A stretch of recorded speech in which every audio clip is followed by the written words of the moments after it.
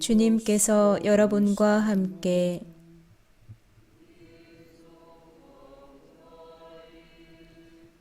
마르코가 전한 거룩한 복음입니다.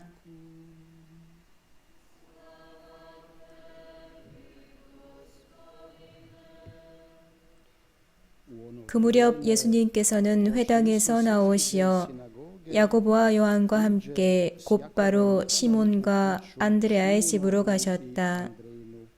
그때 시몬의 장모가 열병으로 누워 있어서 사람들이 곧바로 예수님께 그 부인의 사정을 이야기하였다. 예수님께서는 그 부인에게 다가가시어 손을 잡아 일으키시니 열이 가셨다. 그러자 부인은 그들의 시중을 들었다. 저녁이 되고 해가 지자 사람들이 병든 이들과 마귀 들린 이들을 모두 예수님께 데려왔다. 온 고을 사람들이 문 앞에 모여들었다. 예수님께서는 갖가지 질병을 앓는 많은 사람을 고쳐주시고 많은 마귀를 쫓아내셨다. 그러면서 마귀들이 말하는 것을 허락하지 않으셨다. 그들이 당신을 알고 있었기 때문이다. 다음 날 새벽 아직 캄캄할 때 예수님께서는 일어나 외딴 곳으로 나가시어 그곳에서 기도하셨다. 시몬과 그 일행이 예수님을 찾아 나섰다가 그분을 만나자 모두 스승님을 찾고 있습니다 하고 말하였다. 예수님께서 그들에게 말씀하셨다. 다른 이웃 고을들을 찾아가자. 그곳에도 내가 복음을 선포해야 한다. 사실 나는 그 일을 하려고 떠나온 것이다. 그러고 나서 예수님께서는 온 갈릴레아를 다니시며 회당에서 복음을 선포하시고 마귀들을 쫓아내셨다. 주님의 말씀입니다.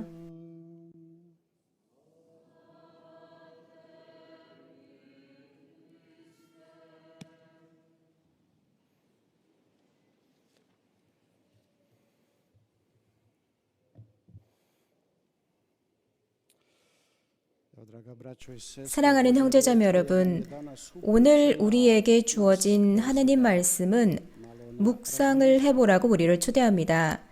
우리는 제일 독서에서 욥에 대해서 들었는데요.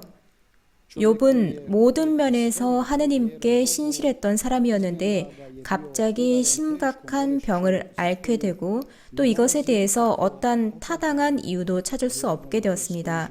욥은 신실하게 하느님을 섬겨왔습니다. 그래서 하느님께서 왜 이런 식으로 자신을 벌하시는지 이해할 수가 없었습니다. 우리는 그의 한탄을 들었습니다.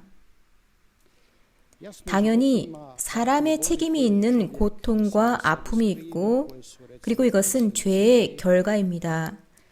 우리가 악의 길을 가면 분명히 우리 삶이 행복해지지 않고 어떠한 결과를 겪게 될 것입니다. 그런데 이런 질문이 남습니다. 왜 무죄한 사람이 고통을 겪을까? 아무 잘못이 없는 사람, 예를 들어서 어린이들과 같이 무고한 이들은 왜 고통을 겪는 것일까?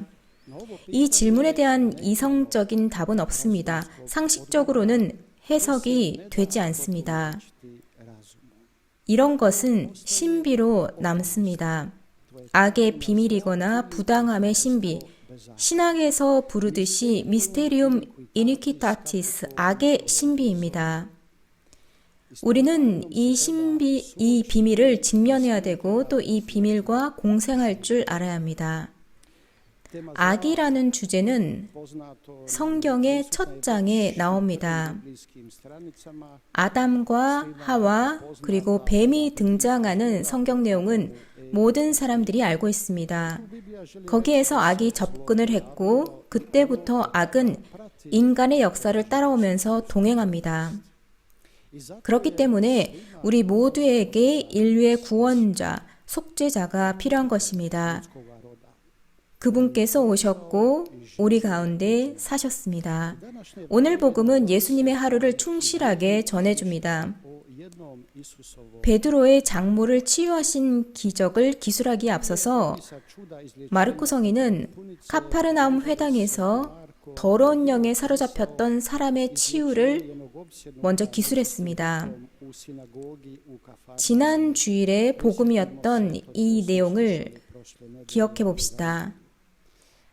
같은 날, 즉 안식일에 예수님께서 베드로의 장모와 다른 환자들, 많은 사람들을 치유하시는 것을 보게 됩니다. 그리고 하느님 나라를 선포하시고 외딴 곳으로 가셔서 기도하셨습니다. 예수님의 안식일의 하루는 이랬습니다. 그래서 예수님은 사람의 전체를, 그 사람의 영혼과 육신을 모두 돌보신다는 것을 보여줍니다. 예수님은 환자들을 치유하시고 동시에 하느님 나라를 선포하십니다. 그리고 물질적인 빵을 몇 배로 불리실 것이고 천상의 빵도 약속하실 것입니다. 기쁜 소식을 선포하시면서도 우리가 이 세상에서 필요한 것을 잊지 않으십니다.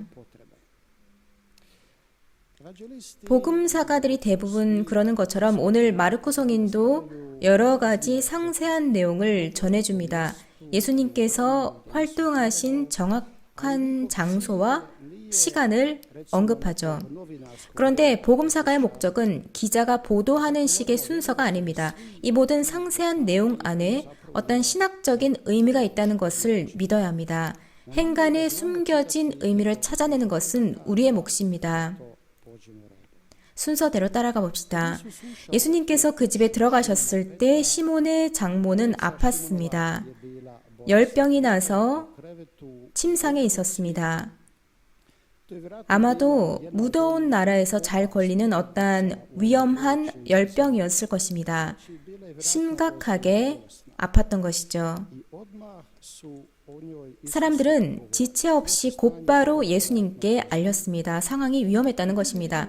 예수님의 제스처는 아주 주의 깊었습니다. 예수님은 그 부인에게 다가가시고 그 부인의 손을 잡으시고 일으켜 세우십니다.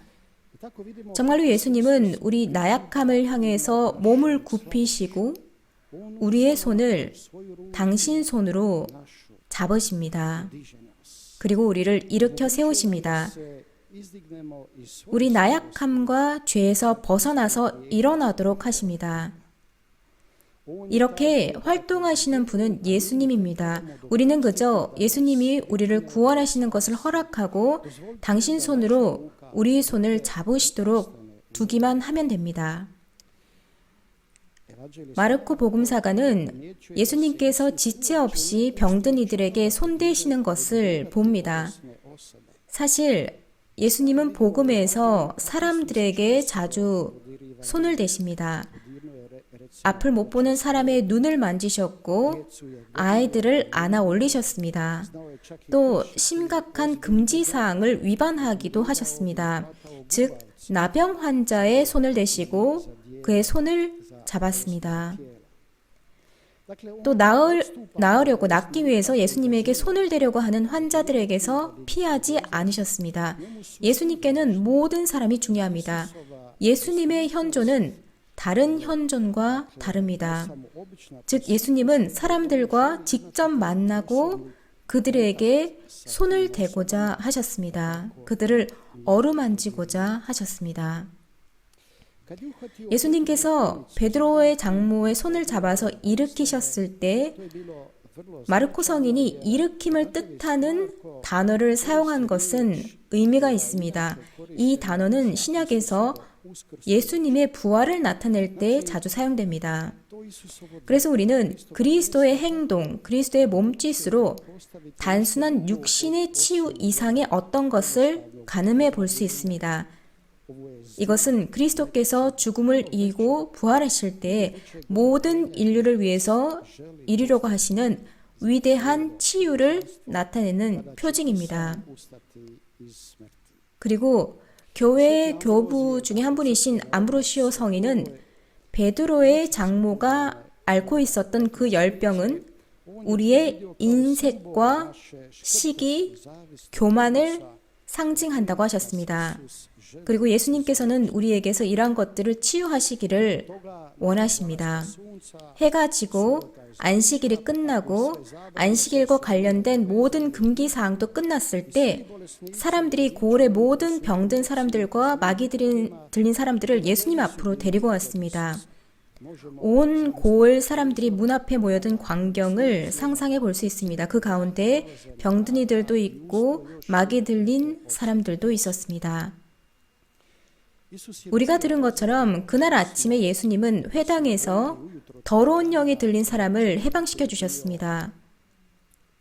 예수님께서 더러운 영에게 명령을 했다는 소문이 마치 불길 번지듯이 그 고을에 퍼져나갔습니다. 그래서 그날 저녁에 안식일이 끝나고 사람들이 모든 병든 이들과 마귀 들린 사람들을 예수님께로 데리고 온 것은 당연한 것이겠죠. 이 모든 것을 통해서 마르코 송이는 이런 말씀을 하시려고 하시는 것입니다. 여기에 메시아, 구원자께서 계시다. 우리는 그분의 말씀을 듣고 그분을 바라보고 그분께서 우리를 어루만지시도록 허락해 드려야 한다. 그분은 하느님의 말씀과 하느님 나라를 선포하시고 이루실 분이시기 때문이다. 예수님은 절대로 당신의 신적인 능력을 당신의 이익이나 명성 또는 명예를 위해서 또는 다른 사람들 마음에 들기 위해서 쓰시지 않으십니다. 그저 사람을 구하시는 데만 쓰십니다. 사람을 사랑하시기 때문이죠. 계속 이어가겠습니다. 다음날 새벽에 아직 캄캄할 때 예수님은 일찍부터 일어나십니다. 외딴 곳으로 가셔서 그곳에서 기도하셨습니다. 밤늦게까지 활동하셨지만 예수님께는 그만큼 중요했던 또 다른 일, 또 다른 만남이 있었습니다. 바로 성부와의 만남과 대화였습니다. 예수님의 이 기도는 그저 가끔씩 하는 부차적인 기도가 아닙니다. 힘든 하루가 끝나고 새벽에 일어나셔서 그 시간을 당신 아버지께 드립니다. 더 많은 활동을 하시기 위해서 힘을 모으시고 성부의 지도를 구하시고 지금까지 아버지께서 해주신 모든 것에 대해서 감사드리는 것입니다. 하느님이신 예수님께서 이렇게 성부와 함께 보낼 시간이 필요한데 죄짓고 약한 우리들은 얼마나 더 많이 그렇게 해야 하겠습니까? 우리는 기도를 통해서 사실 하느님과 대화를 합니다. 이 말은 그리스도와 관계를 맺고 있다는 것이고 천사들과 성인들과 연결되어 있다는 뜻입니다. 이 때문에 기도가 그리스도인의 삶에서 가장 중요한 활동이 되는 것입니다. 의미 있는 기도 생활을 하기 위한 첫 번째 전제 조건 중에 하나는 겸손입니다. 하느님 앞에 겸손하는 것입니다. 자신이 죄인이라는 것을 알고 자신 안에 있는 악의 신비 때문에 스스로를 구원할 수 없다는 것을 아는 사람만이 겸손하고 헌신적인 사람이 됩니다. 하느님께서는 이런 사람의 기도를 들으십니다. 하느님 앞에 진실되고 겸손하게 찬양하는 사람은 하느님을 기쁘게 합니다. 겸손한 기도는 참된 그리스도인의 삶에 필수적이고 하느님께서 우리 각자에게 요구하시는 거룩함에 반드시 필요한 것입니다. 하느님께서는 우리가 거룩함 안에서 성장하기를 원하십니다. 그래서 하느님께서도 기도를 요구하시는 것입니다. 기도가 없으면 영적인 삶과 거룩함에서 발전할 수가 없기 때문입니다. 형제자매 여러분, 지금은 기도로 돌아갈 시간입니다. 예수님께서 기도하셨던 것처럼 공동 기도와 개인 기도로 돌아가야 합니다. 두 사람이나 세 사람이라도 내 이름으로 모인 곳에는 나도 함께 있다고 예수님께서 말씀하신 것처럼 공동 기도를 해야 하고 또 오늘 복음에서 볼 수 있는 개인 기도도 해야 합니다. 개인 기도는 우리 마음을 하느님 아버지께 쏟아부을 수 있기 때문에 아주 중요합니다. 하느님께서는 우리 안에 있는 모든 것을 들으시기를 원하시고 우리에게 말씀하시고 당신을 닮을 수 있도록 갖가지 용기를 주시려고 합니다. 당신을 닮는다는 것은 더 많이 사랑하는 것을 뜻합니다. 겸손이 있을 때 성령께서는 지극히 부드러운 손길로 우리의 마음과 우리의 상처, 우리의 어둠을 어루만지십니다. 사람이 진실하고 겸손할 때 이런 것들은 하느님께 전혀 문제가 되지 않습니다. 하느님은 우리를 치유하시고 해방시키시고 정화시키실 것입니다. 이런 것들이 기도하는 겸손한 마음이 받을 수 있는 성령의 열매입니다. 기도가 없으면 형제자매 여러분, 복음화는 없습니다. 우리는 제2독서에서 베드로 성인의 고린도인들에게 보낸 서간을 들었습니다. 베드로 성인은 복음을 선포하고자 하는 열정으로 온 존재가 충만했고 고문되어 있었습니다. 성인에게 이것은 필수 사항이었고 기쁜 의무였습니다. 그리고 지체 없이 이렇게 말합니다.